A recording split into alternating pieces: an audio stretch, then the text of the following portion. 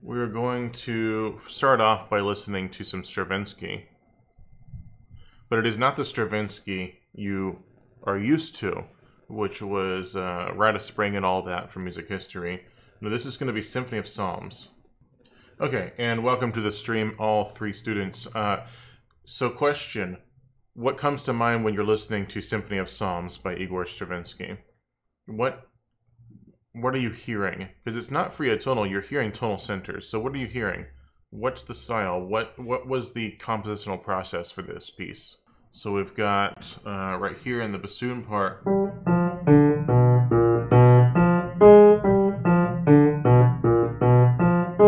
that's just a G7, right? The oboe part, which fits within the G7. And then we've got our melody.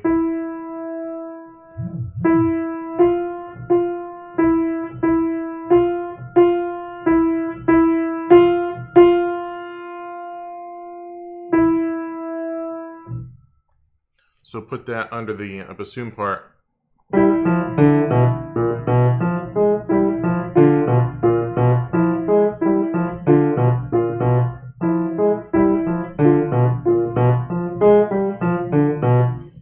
Totally, there's a chord happening here. Okay, Impressionism is a good guess.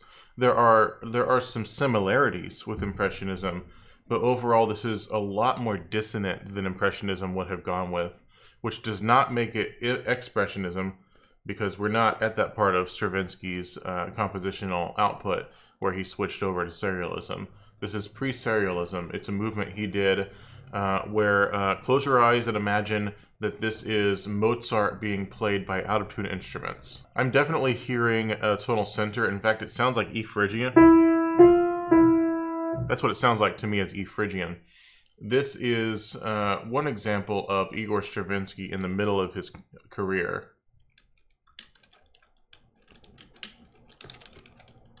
Let's try Symphony in 3 movements.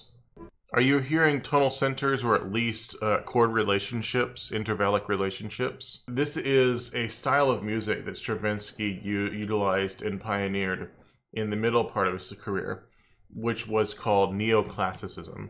And the idea, yes, classic blunder. The idea, of course, being that there are tonal centers and you are imitating the classical style of composition, but you are utilizing more dissonant sounds. So what are you hearing here? We're within a given key for different sections. And yes, it's classical with twist, or out-of-tune classical. The first page we were in a certain key, and then after that we went to another key, but we stayed within that key. Yes, a lot of unison, but not, so that would be harmony. A lot of what you're hearing here is, yes, there's a melody, and yes, it's obvious that it is a melody, but a lot of every note of the scale is equal. So let's go back and listen to just the first 20-something seconds of this. And what you're going to hear is that each note of the scale is equal. You know what that saxophone part reminds me of? It does kind of sound like a circus. It also kind of sounds like Hunting Wabbits, the first Hunting Wabbits by Gordon Goodwin, which was bum bum bum bum bum. Looks a lot like this piece is just contrary motion. There is a lot of contrary motion, but the idea is that every part is equal to some degree, and the scale is being used in a way that hasn't been used before. Oh, here it is. Here it is.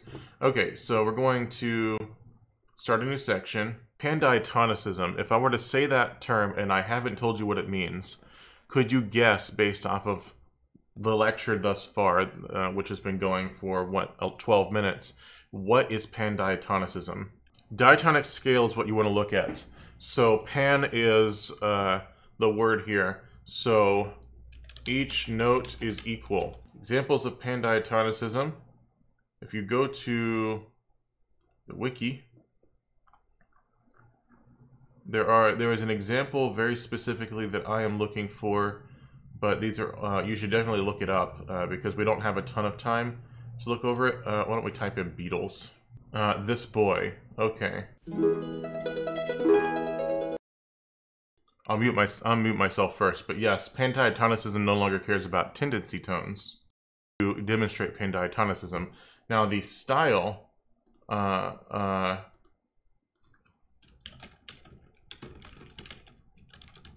the style of music that Stravinsky was playing with is Neoclassicism. Same.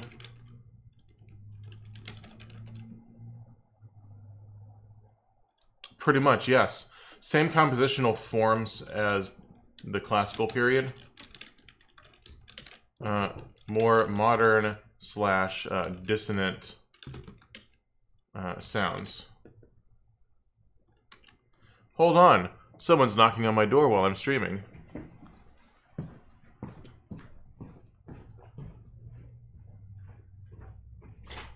Yes. So sorry, I ran about the recording. Yes. I'm sorry. I just have a question about converting files. If you have a chance. Okay, I'll be around a minute. Yeah. Okay.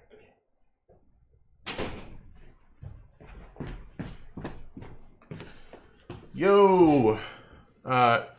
So Neoclassicism is written as if it was the classical period, but just more modern and dissonant sounds. And above that is an E, so it's almost like E minor 7 flat 9, which is a weird sort of chord. So that is all we're going to do with Neoclassicism and Pandiatonicism for now, and we are touching on it because the book does not talk about it. Now we're going to move on to page 540 of the textbook into minimalism. We're going to skip a lot of the prepared piano stuff, a lot of the electronic music, and we're going to focus on the forms, the styles that that you can actually perform in a regular concert. The composers that were attempting to sort of not reinvent the wheel, but come up with new ways to create music. And the first one, of course, is Aleatoric, which is page 539, Indeterminacy. So if I were to show you, let's see, where are we? Here. If I were to show you minimize music. No, that's not exactly what's going on. If I showed you this piece of music, what would be your thought on how you would perform it? And how many people do you believe should participate in this performance? And in what ways? Give it some thought. So what you can see here is that each measure has a repeat sign at the beginning of end of the measure. There's a clef being given over here for context. If there is a time signature, it's changing between different excerpts. Like this is 3 beats, 2 beats, 2 beats, 2 beats, 2 beats. This appears to be 8 beats of a held note. This is a bunch of beats all thrown together. It looks like 9. And then over here is many beats. And then over here is 4/4. This is a half beat. This is a 3/8 measure. So how would you go about performing this piece? And how many people would you bring with you? And what would their jobs be?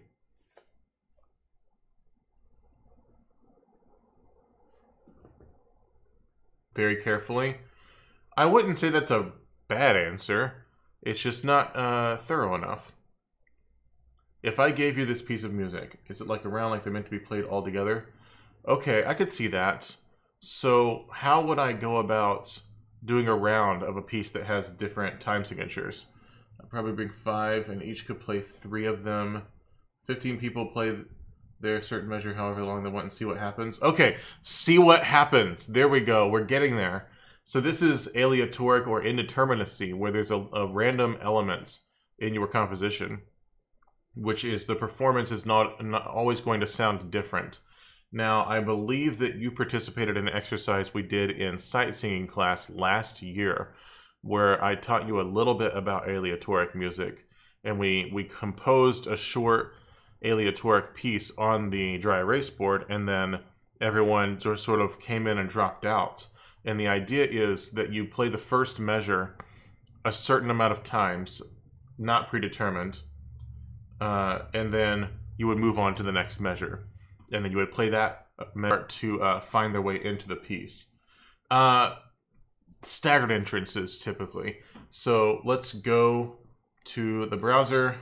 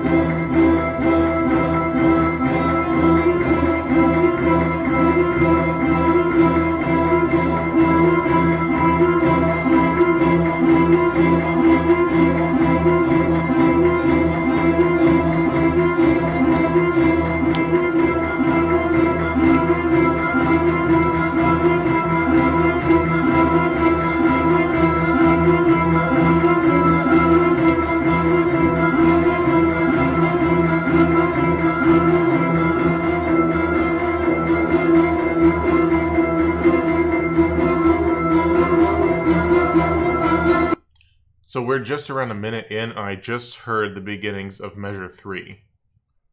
Intimidating. I mean, it's actually probably a lot of fun to perform in an orchestral setting because you just get to do whatever you want. You just say, okay, I feel like I'm going to play measure 4 10 times, or no, I'm really feeling it, I'm going to keep going. And then you just, what's also interesting is that the first measure is 3 beats, which means that your entrances on measure 2 are always going to be a beat off, depending on the instruments. You might have, maybe clarinets are going to play measure 1 3 times, so 9 beats, and then on beat 10, they're going to start on measure 2, whereas maybe your flutes played at 1 more measure, so they come in 3 beats later. So then you end up with this.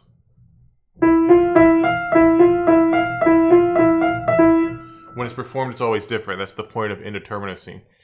A good example of indeterminacy, and I like to tell my friend Alex, which at Hardin-Simmons she is Mrs. Carpenter, one of the theory professors, upbringing.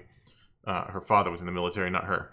And it was on the stage at the concert was different stands that had the names of different locations on them that she had lived. And each stand had a little measure or phrase that...